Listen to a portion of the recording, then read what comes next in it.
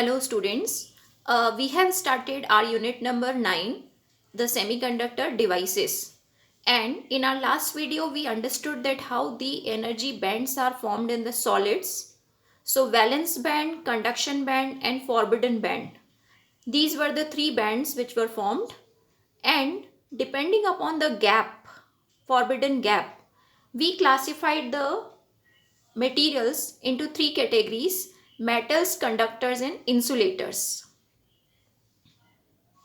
Metals, semiconductor and insulators. Now, first of all, we know that metals are the ones which can conduct easily because of the small gap between valence band and conduction band. And semiconductors which are having intermediate conductivity. That means they can behave as conductor also, they can behave as insulator also. And insulators are the one which do not conduct, because the gap between valence band and conduction band is very big. So based on that, we have got now some values of resistivity and conductivity that we should have the idea. We should learn these values. Okay, so metals.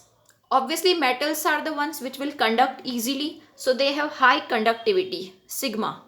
And if in terms of resistivity we say, so low resistivity. Sigma and rho are inversely proportional. Okay, sigma means conductivity and rho means resistivity. Okay, so the one which is having low resistivity means it is having high conductivity. Okay, now rho and sigma values both are written here. You can remember at least one value. Okay, like rho. Rho value, that means what is the resistivity range for metals? 10 raised to power minus 2 to 10 raised to power minus 8 ohm meter. Okay, 10 raised to power minus 2 to minus 8 ohm meter, because they have low resistivity. Low. So you can see minus powers are appearing. If sigma is asked, that means just do reciprocals. Okay, put rho here 10 raised to power minus 2.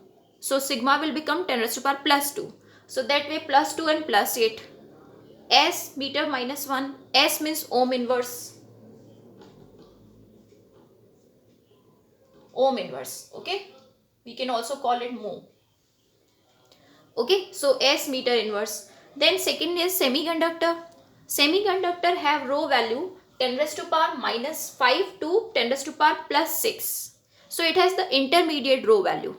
Intermediate means its rho value is between conductor and insulator. Then third category is insulator. Insulator which do not conduct. So which do not conduct means they have high resistivity. So you can remember the rho value 10 raised to power 11 to 10 raised to power 19 ohm meter. Just change and then just change the powers to negatives, they will become sigma values. So this way at least one of the value rho or sigma for each of the category you should remember. Okay, so this way we have classified metal, semiconductor, insulator on the basis of conductivity. Now we are mainly focusing our discussion to semiconductors. So let us move to that in the next sheet. Note down. Let's now understand the semiconductors examples. We can divide them into two categories. Elemental semiconductors, that means the single atom. So which two atoms are pure semiconductors found in nature, natural? So that are silicon and germanium.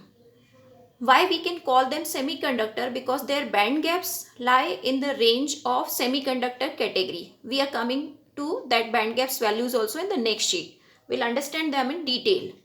And then compound semiconductors means you can see the combination of CDS or GaAs or CDSe. So these are also holding the properties of semiconductors. So compound means combination and elemental means single. So this way we have to remember the examples. Now our whole semiconductor electronics is based on silicon and germanium. So now we are coming to its detail, means their detail about band gap, conduction, all the things. So let us move to that. Note down. Now the semiconductors, as I've told you, elemental semiconductors are only two, silicon and germanium. You need to remember the band gap values of both. The silicon's band gap means between valence band and conduction band. This gap this band gap or forbidden band gap, that is only of the value 1.1 electron volt for silicon, and for germanium it is 0.7 electron volt. So you can see that this value is not very big. Okay, and what we want here, that the band gap for band gap should it should be that much so that the electron from valence band, it can jump to conduction band easily. Okay, so what is here? Since this band gap for silicon and germanium is less than 3 electron volt, that's why they are semiconductors. So the materials for which the band gap is less than 3 electron volt, we have discussed already, they all come in the category of semiconductors. These are pure semiconductors also. So we will understand that how we can say that they are semiconductors. What is the help if the band gap is less than 3 electron volt? What is the help in the conduction, in form of conduction? So we will now understand that how we can say that these are semiconductor. That means in which cases they conduct and in which cases they don't conduct, silicon and germanium. Now before moving to the silicon and germanium in detail, we have a question that silicon and carbon both have 4 electron in the outermost shell, but silicon comes in the category of semiconductor and carbon is an insulator. So whenever before starting all the details of semiconductor, all the things, conductivity, we should know that who will decide, what factor will decide that this particular thing is semiconductor or this particular thing is insulator. So as I have told you before, the band gap will decide. Okay, band gap will decide. So now you see what is the similarity in carbon and silicon. Carbon's atomic number is 6, silicon's atomic number is 14. With the help of these, if we make the electronic configuration, silicon is 1s2, 2s2, 2p6, 3s2, 3p2. So in the outermost shell, here 4 electrons are there. And you can see for carbon, its atomic number is 6. So 1s2, 2s2, 2p2. So in the outermost shell, again 4 electrons are there. 4. So in both the carbon and silicon, both the material, the similarity is this, that in both of them, in the outermost shell there are 4 electrons. But silicon comes in the category of semiconductor, carbon is an insulator. So it's simple, whenever the solid of silicon or solid of carbon was prepared, then the band gap for silicon, this band gap which is there between valence band and conduction band, that is less than 3 electron volt. Okay, less than 3 electron volt. That's why the silicon is the semiconductor. Okay, and for carbon, when the carbon solid was prepared, then the band gap between valence band and conduction band of carbon, it came greater than 3 electron volt. Okay, this band gap which is there, Eg, this came greater than 3 electron volt. That's why the carbon is a insulator. So the material for which the band gap is greater than 3, that is insulator, and the material for which the band gap is less than 3, that is semiconductor. So this is the answer. So whether the electronic configuration says that outermost shell electrons are equal, but then also what is the band gap between valence band and conduction band, that will decide the its being semiconductor or insulator. We can also give this explanation in form of the orbit number to which these electrons are attached. Like if we talk about the carbon, that means you can see these the electrons of the outermost shell, that means these 4 electrons, they are in orbit number 2. So for the carbon, if we draw the diagram, they are more close to the nucleus. This is first and this is second shell. So these 4 electrons, for the carbon, these 4 electrons are in the second shell. You can see in the second orbital number. But for the silicon, if we draw for the silicon 1s2, 2s2, 2p6 and the electrons, the 4 electrons of outermost shell, they are in the third number, third shell. So here for the silicon, and for the carbon, what is the comparison? Why these band gaps have appeared? So you can see easily, for the silicon, these electrons are far from the nucleus. The outermost electrons are far from the nucleus. So they are easy to take out these, this is easy for these electrons to take them out, to make them free. So these 4 electrons which are present in valence band, it will be a little easier to shift them to conduction band, that means to make them free, because they are far from the nucleus. But in case of the carbon, these electrons are close to the nucleus because they are in the second orbit only, which is closer.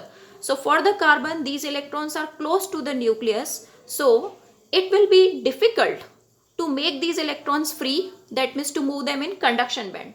So all these 4 electrons which are in the valence band, it will be very difficult for them to shift to conduction band, that means to become free. So that's why here band gap is big and here band gap is small. So this is the reason. So in both the ways we can give the answer, in form of band gap also or in form of their closeness to the nucleus also. Let us move to the next sheet. Now let us focus to the detail of intrinsic or pure semiconductor. Okay, we can also call it undoped semiconductor. Undoped semiconductor. Okay, undoped means no impurity, no doping. Okay, doping word we'll understand later. Now intrinsic or pure semiconductor. Okay, as we have told, we have discussed that silicon and germanium are two natural semiconductors. So when they are pure, that means no any extra material is added in them, then what is their behavior? So question can be, prove that at 0 Kelvin the silicon behaves as insulator and at T Kelvin it behaves as conductor. So you can see, we are seeing, we can see, do the discussion for any of the two, silicon or germanium. Same answer will be given for both. Suppose we are focusing to silicon. You can see silicon can behave as insulator also, silicon can behave as conductor also. That's why it is called semiconductor. Semi. Okay. Now its behavior is depending upon the temperature. So we are discussing here the temperature role. So first of all, let us discuss about 0 Kelvin and then T Kelvin. So we will make a crystal lattice structure of the silicon. Since a silicon, it has 4 electrons in the outermost shell. So if it has 4 electrons in the outermost shell, that means its octet is not complete yet. So to complete the octet, it will make the covalent bonding with other 4 silicons. So one silicon here, one silicon here, one silicon and one silicon. Okay. In the same manner, each of the silicon, other silicon also will surround itself with other silicon, 4 more silicons. Now what will happen with this way? Every silicon is having 4 electrons. This also is having 4 electrons. So every silicon, if it is having 4 electrons, so it can surround itself with 4 silicon atoms. So both the silicons will make covalent bonding and they will share their both the electrons.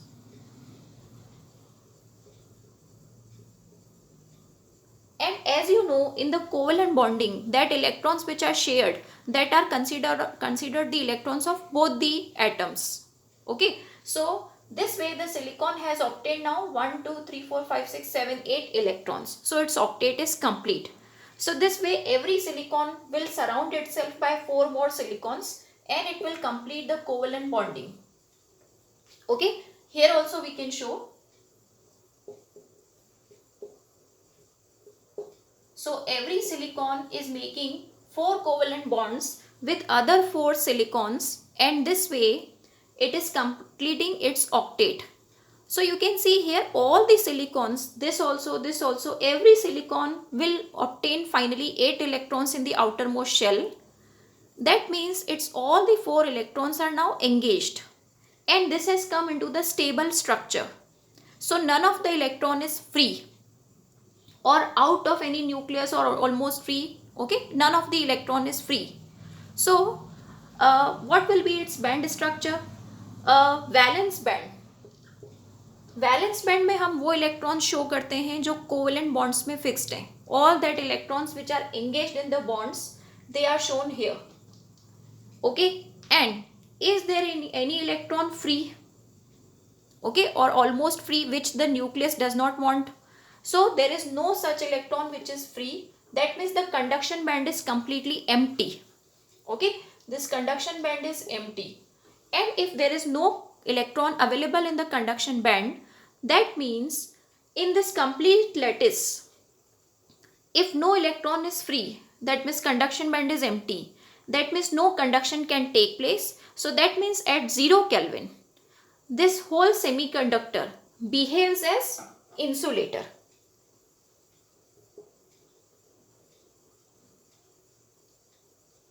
Okay, so this we have studied about 0 Kelvin, the behavior. So what was the logic? In at 0 Kelvin, no extra energy is available, 0 Kelvin. All the electrons of silicon are engaged in the covalent bonds everywhere. Every silicon has come into the octet state, that means stable. So no free electrons are there, that means conduction band is empty. So no conduction can take place. So this is insulator. Seen the behavior at 0 Kelvin. Now let us see the behavior at some other temperature, greater temperature. So at T greater than 0 Kelvin, we can write. Okay, at some temperature greater than 0 Kelvin. Temperature greater than 0 Kelvin, what will happen? Okay, now whenever the material is present at the room temperature or at some higher temperature than 0 Kelvin, that means associated with the room temperature or temperature, one energy is there present, that is 3/2 kT thermal energy. Okay, so that means when this material is present in some temperature more than 0 Kelvin, that means the thermal energy is also available, 3/2 kT. So what will happen now? If this thermal energy is greater than the energy required to take one electron out, that means this energy will excite the electrons to come out of these covalent bands. So what will happen now? As we are keeping this material in some temperature, so due to this thermal energy available, the electron will avail that energy and the electrons will break that bond and they will come out. So this electron has come out of the bond because it has got excited. It has got excited means now it is almost free. It cannot remain engaged with the bond. So wherever the electrons has left its space where it should be present, so there the vacancy of the electron is created. This we call a hole. Okay, so in the bond, hole is created. Okay, hole is the vacancy of electron. Suppose one more electron comes out of the bond because of this thermal energy. So from wherever it has come out, there one more hole will be created. So this way you can see whatever amount of thermal energy is available, according to that, the number of electrons will break the bonds and they will come out, leaving their empty space or vacancy behind. This vacancy is called the hole. So if 3 electrons have broken the bonds, so 3 holes will be created. Okay, now how to show it in the band structure? Earlier the electrons were in the valence band. Valence band means all the electrons of covalent bond. All the electrons of covalent bond we are showing in the valence band. Now you can see this electron which was in the covalent bond, it has gone out. So it has become free. So in place of that previous electron, now hole will be shown. So suppose this electron has shifted here because it has become free. So we will show hole behind it.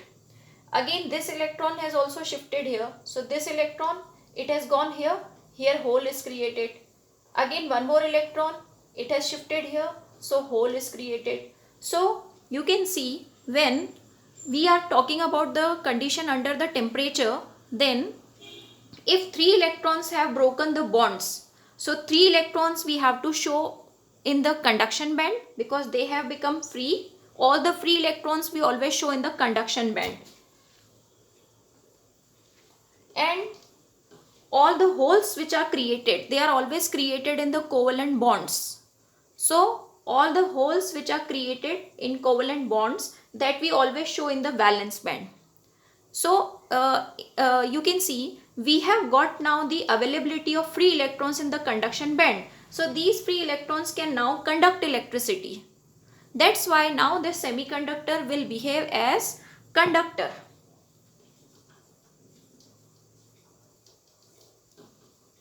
Okay, so this way we have proved that whenever we are at T greater than 0 Kelvin, then because of some thermal energy available, some of the electron become free. They are in conduction band. That's why now they can conduct. And that's why this material is now called conductor. So you have seen here one thing, that a pure semiconductor, it is showing two types of behaviors. At 0 Kelvin it is insulator because it cannot conduct, and at T greater than 0 Kelvin it is conductor. So because it is behaving two roles, insulator and conductor, that's why we are calling it semiconductor.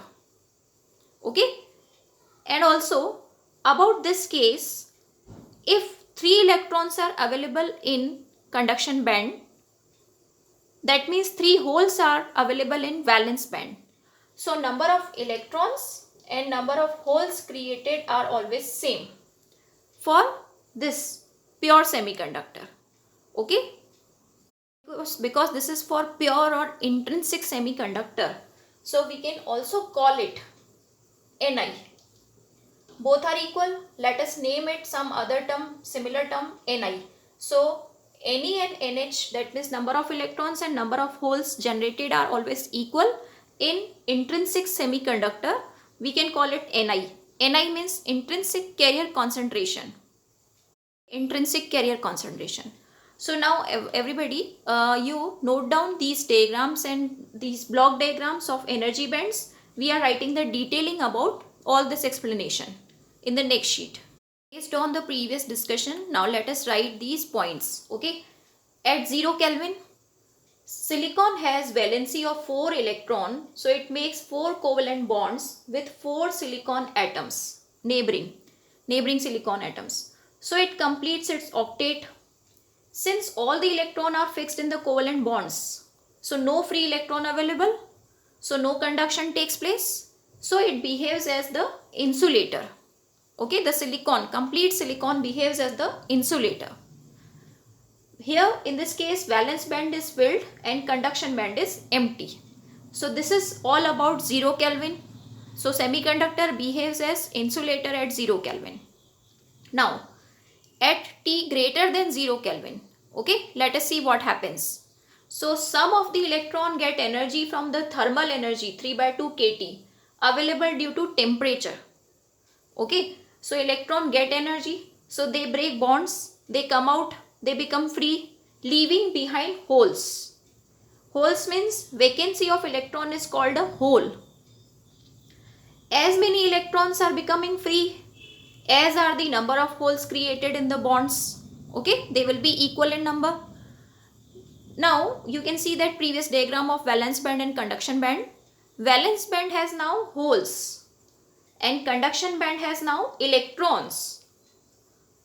And because of these free electrons in conduction band, okay, as I have told you before, as the electrons are available in conduction band, that means conduction can take place. Conduction band means they are free electrons. Okay, so it conducts, the material now conducts electricity, and that's why it is called now conductor. So this way you have seen these are the two behaviors of a semiconductor. So we can write it for silicon also, and the same explanation we can write for germanium also. Germanium also can be asked in the exam. Okay, so exactly same explanation we have to write. Germanium also has 4 electrons in the outermost shell, so exactly same behavior will be shown. So this was all about the pure semiconductors behavior. We have studied the crystal structure and we have drawn the energy band diagram also, and this is the explanation. Okay.